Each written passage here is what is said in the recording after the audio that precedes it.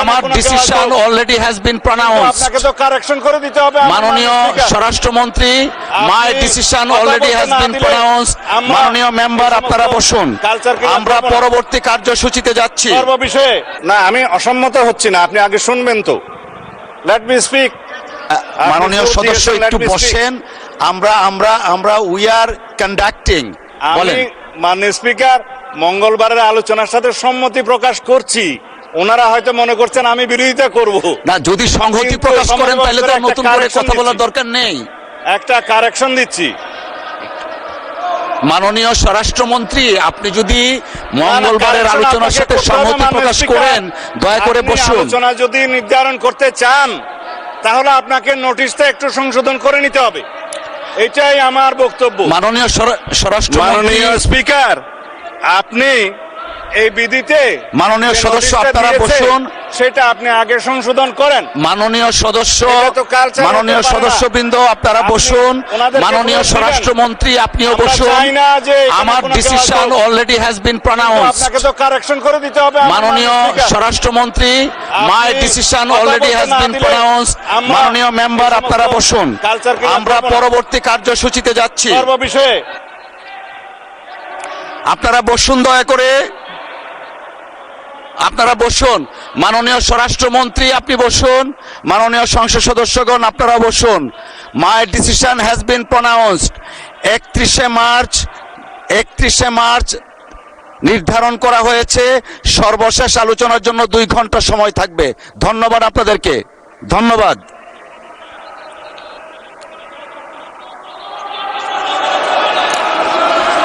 মাননীয় স্বরাষ্ট্রমন্ত্রী আপনি বসুন, দয়া করে।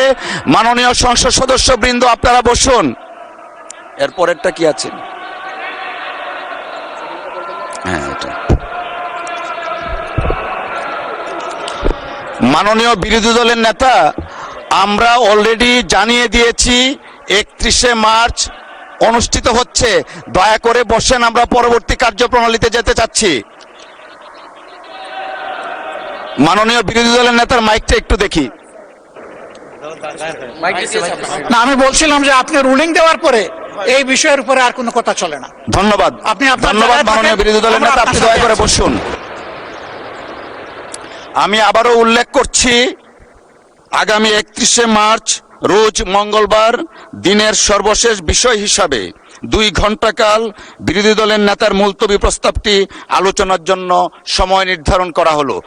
বাংলাদেশে আওয়ামী লীগের কার্যক্রমের উপর নিষেধাজ্ঞা জারি নিয়ে প্রশ্ন তুলে দেশটির সরকারকে চিঠি দিয়েছে জাতিসংঘ। জাতিসংঘের সন্ত্রাসবাদ মোকাবেলায় মানবাধিকার ও মৌলিক স্বাধীনতার প্রচার ও সুরক্ষা বিষয়ক বিশেষ দূত বেন সাওয়েল, নির্বিচার আটক সম্পর্কিত ওয়ার্কিং গ্রুপের যোগাযোগের ভাইস চেয়ারম্যান ম্যাথিউ জিলেট, বিচারক ও আইনজীবীদের স্বাধীনতা সম্পর্কিত বিশেষ দূত মার্গারেট স্যাটারথওয়েট যৌথভাবে এই চিঠি দিয়েছেন। চিঠিতে রাজনৈতিক স্বাধীনতা নিয়ে উদ্বেগ প্রকাশের পাশাপাশি আওয়ামী লীগের উপর বলবৎ নিষেধাজ্ঞা কেন প্রত্যাহার করা হবে না তার জবাব দেওয়া হয়েছে। সূত্রগুলো বলছে, অন্তর্বর্তী সরকারের সময় গত ডিসেম্বরের শেষ ভাগে জাতিসংঘের এই 3 বিশেষ দূত চিঠি দিয়েছিলেন। অন্তর্বর্তী সরকারকে একাধিকবার চিঠির জবাবের জন্য তারা তাগাদাও দিয়েছিলেন। নির্বাচনের পর বাংলাদেশের বিএনপি সরকারের কাছে ওই চিঠির জবাব চেয়েও বার্তা দেওয়া হয়েছে। সবশেষ বাংলাদেশের পররাষ্ট্রমন্ত্রীর সাথে গত 26শে মার্চ জাতিসংঘ মহাসচিবের বৈঠকে বিষয়টি সম্পর্কে জানতে চাওয়া হয়েছে। জাতিসংঘের ওই নিষেধাজ্ঞা কতদিন বলবৎ থাকবে সেটিও জানতে চাওয়া হয়েছে। চিঠিতে বাংলাদেশ সরকারের কাছে 10টি বিস্তারিত প্রশ্ন তুলে ধরে জানতে চাওয়া হয়েছে অন্তর্বর্তী সরকারের পক্ষ থেকে আওয়ামী লীগের উপর নিষেধাজ্ঞা আরোপের জন্য যেসব আশঙ্কা বা ঝুঁকি থাকার কথা বলা হয়েছে সেগুলোর পেছনে সুনির্দিষ্ট যুক্তি কি কি। সূত্রগুলো বলছে, জাতিসংঘের দূতদের এই চিঠি বিভিন্ন দেশ ও দাতাগোষ্ঠীর কাছেও পাঠানো হয়েছে।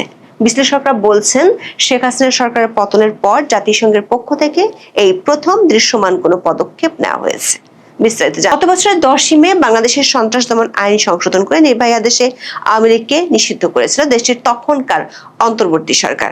এরপর দেশটির নির্বাচন কমিশন দলটির প্রতীক স্থগিত করে এবং শেষ পর্যন্ত দেশটির ইতিহাসে প্রথমবারের মতো আওয়ামী লীগ নির্বাচনে অংশ নিতে পারেনি।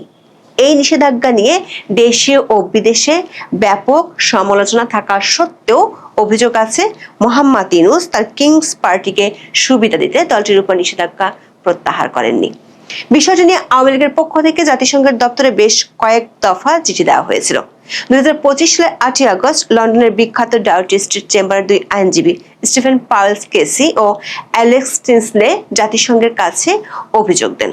ডাউটি স্ট্রিট চেম্বার ওয়েবসাইটে দেওয়া তথ্য অনুযায়ী বাংলাদেশে আওয়ামী লীগের নিষেধাজ্ঞার বিষয়ে দলটির সভাপতি শেখ হাসিনার পক্ষ থেকে জাতিসংঘের স্বতন্ত্র বিশেষজ্ঞ ও জাতিসংঘের অন্যান্য বিশেষ দূতদের কাছে জরুরি পদক্ষেপের অনুরোধ জমা দেন ডাউটি স্ট্রিট চেম্বার্সের এই দুই আইনজীবী। এছাড়া গত নভেম্বরে দলটির কেন্দ্রীয় কমিটির সাবেক সাংগঠনিক সম্পাদক মহিবুল হাসান চৌধুরী নফেল ইউএনডিপি-কে চিঠি দিয়েছিলেন। এসব চিঠির প্রেক্ষাপটে জাতিসংঘের দপ্তর থেকে মোহাম্মদ ইউনূসকে চিঠি দেওয়া হয় গত 29 ডিসেম্বর। জাতিসংঘের 3 দূতের স্বাক্ষর করা 18 পৃষ্ঠার ওই চিঠিতে বাংলাদেশে একাধিক রাজনৈতিক দলের উপর রাজনৈতিক বিধিনিষেধ, আওয়ামী লীগের উপর আরোপিত সীমাবদ্ধতা, রাজনৈতিক বক্তব্য, সমাবেশ এবং ন্যায় বিচারের অধিকারের বিষয়ে গুরুতর উদ্বেগ প্রকাশ করা হয়েছে। চিঠিতে আওয়ামী লীগের কার্যক্রমকে নিষিদ্ধ ঘোষণা, তাদের বিরুদ্ধে সন্ত্রাস বিরোধী ও ট্রাইব্যুনাল আইন প্রয়োগ, রাজনৈতিক বক্তব্য সমাবেশে বাধা, গণগ্রেপ্তার এবং ন্যায্য বিচারের লঙ্ঘনের অভিযোগ উল্লেখ করা হয়। চিঠিতে জাতিসংঘের দূতরা বলেছেন, বাংলাদেশে আওয়ামী লীগের বিরুদ্ধে যেসব পদক্ষেপ নেওয়া হয়েছে সেগুলো আন্তর্জাতিক নাগরিক ও রাজনৈতিক অধিকার সম্পর্কিত চুক্তির অধীনে সংঘবদ্ধ হওয়ার স্বাধীনতা, শান্তিপূর্ণ সমাবেশ, মত প্রকাশ এবং ন্যায্য বিচারের অধিকারের পরিপন্থী। চিঠিতে আন্তর্জাতিক মানবাধিকার আইনটিও সংযুক্ত করে দেওয়া হয়েছে।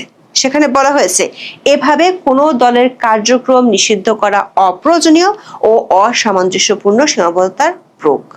আওয়ামী লীগের উপর নিষেধাজ্ঞা প্রসঙ্গে চিঠিতে বলা হয়েছে, 2025 সালের মে মাসে আইনি সংশোধনের পর আন্তর্জাতিক অপরাধ ট্রাইব্যুনালে শেখ হাসিনা ও অন্যান্য নেতাদের বিরুদ্ধে বিচার কার্যক্রম শেষ না হওয়া পর্যন্ত আওয়ামী লীগের সব কার্যক্রম আনুষ্ঠানিকভাবে নিষিদ্ধ করা হয়।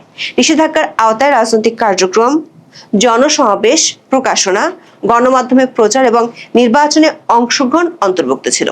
এছাড়া নির্বাচন কমিশন দলটি নিবন্ধন বাতিল করে, ফলে তারা নির্ধারিত জাতীয় নির্বাচনে অংশ নিতে পারেননি। জাতিসংঘের বিশেষজ্ঞরা সতর্ক করে দিয়ে বলেছেন, কোনো রাজনৈতিক দল নিষিদ্ধ করা সংঘবদ্ধ হওয়ার স্বাধীনতার উপর সবচেয়ে গুরুতর বল প্রয়োগ করার শামিল। এটি শুধু ব্যতিক্রমী পরিস্থিতি প্রয়োগ করা যেতে পারে, যে পরিস্থিতি বাংলাদেশে তৈরি হয়নি। চিঠিতে আরো বলা হয়, সন্ত্রাস বিরোধী ক্ষমতা ব্যবহার করে কোনো রাজনৈতিক দলকে দমন করা উচিত নয়, বরং সহিংসতার নির্দিষ্ট বিশ্বাসযোগ্য হুমকি মোকাবেলায় তা প্রয়োগ করা উচিত। চিঠিতে আওয়ামী লীগের যোগাযোগ কার্যক্রমে বিধিনিষেধ নিয়েও উদ্বেগ প্রকাশ করা হয়েছে, যার মধ্যে শেখ হাসিনার বক্তব্য প্রচারে বাধা এবং সংশোধিত সন্ত্রাস বিরোধী আইনের অধীন সংশ্লিষ্ট ব্যক্তি বা প্রতিষ্ঠানের সঙ্গে যুক্ত যে কোনো প্রচার নিষিদ্ধ করার কথা উল্লেখ রয়েছে।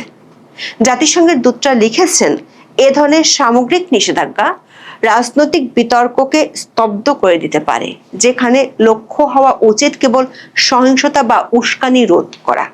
সমাবেশ ও নির্বাচন প্রসঙ্গে বলা হয়েছে, আওয়ামী লীগের সমর্থনে সব ধরনের জমায়েতের সার্বিক নিষেধাজ্ঞা অসামঞ্জস্যপূর্ণ বলে মনে হয় এবং একটি বড় রাজনৈতিক দলকে নির্বাচন থেকে বাদ দেওয়া বহুত্ববাদকে ক্ষতিগ্রস্ত করতে পারে এবং ভোটারদের প্রকৃত প্রতিনিধি বেছে নেওয়ার সুযোগ সীমিত করে। আওয়ামী লীগের নেতাকর্মীদের যেভাবে আটক ও গ্রেপ্তার এবং নির্যাতন করা হয়েছে তা নিয়েও চিঠিতে উদ্বেগ জানানো হয়েছে।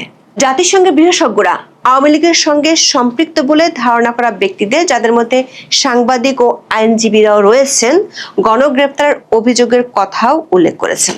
পাশাপাশি হেফাজতে মৃত্যুর ঘটনা, কিছু মরদেহে